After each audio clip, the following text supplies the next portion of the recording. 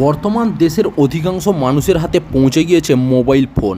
আবার বড় সংখ্যার মানুষের কাছে রয়েছে স্মার্টফোন। সহজেই যোগাযোগ থেকে শুরু করে বিনোদন সব কিছুই মোবাইল ফোনের দৌলতেই এখন চলে এসেছে হাতের মুঠোয়। তবে এই সকল মোবাইল ফোন ব্যবহারকারীদের জন্য একটি খারাপ খবর আসতে চলেছে আগামী দিনে। কেননা দেশের অন্যতম 3 টেলিকম সংস্থা জিও, এয়ারটেল এবং ভিআই একযোগে নিজেদের ট্রফি রেট বৃদ্ধি করার পথে হাঁটতে পারে বলেই জানা যাচ্ছে সূত্র মারফত। আর এমনটাই খুব তাড়াতাড়ি হতে পারে, এমনকি ভোট মিটে যাওয়ার পরেই হতে পারে বলে জানা যাচ্ছে। ভারতের টেলিকম বাজারে জিও পরিষেবা দেওয়া শুরু করার পর সমস্ত টেলিকম সংস্থার ট্রফি রেট এক ধাক্কায় অনেকটা কমে গিয়েছিল। তবে পরবর্তী সংস্থাগুলির তরফ থেকে একজোট হয়ে নিজেদের মুনাফা বৃদ্ধির জন্য ট্রফি রেট বৃদ্ধি করার সিদ্ধান্ত নিয়েছিল। সেই মতো 2021 সালের ডিসেম্বর মাসে বেড়েছিল মোবাইল খরচ। এবার খরচ বেড়েছে 20% পর্যন্ত। তবে তারপর থেকে আর মোবাইল খরচ বৃদ্ধি পায়নি। দীর্ঘ 2 বছরের বেশি সময় ধরে মোবাইল খরচ বৃদ্ধি না পেলেও এবার সময় এসেছে খরচ বৃদ্ধির।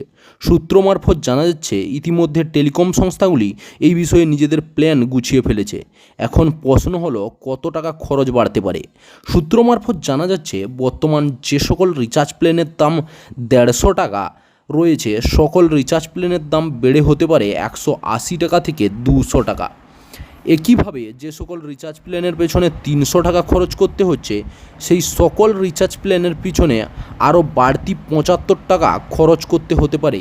একইভাবে যে সকল রিচার্জ প্ল্যানের পিছনে 500 টাকা খরচ করতে হচ্ছে, সেগুলির পিছনে আগামী দিনে 125 টাকা বেশি খরচ করতে হতে পারে। এছাড়া জানা যাচ্ছে বর্তমান জিও এবং এয়ারটেল যে 5G আনলিমিটেড অফার করেছে, তা আগামী কয়েক মাসের মধ্যেই বন্ধ করে দেবে।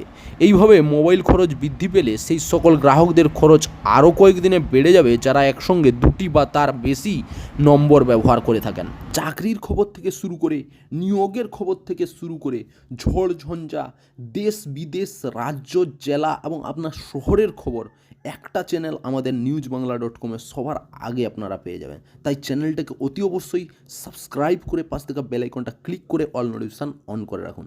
জয় হিন্দ, জয় ভারত।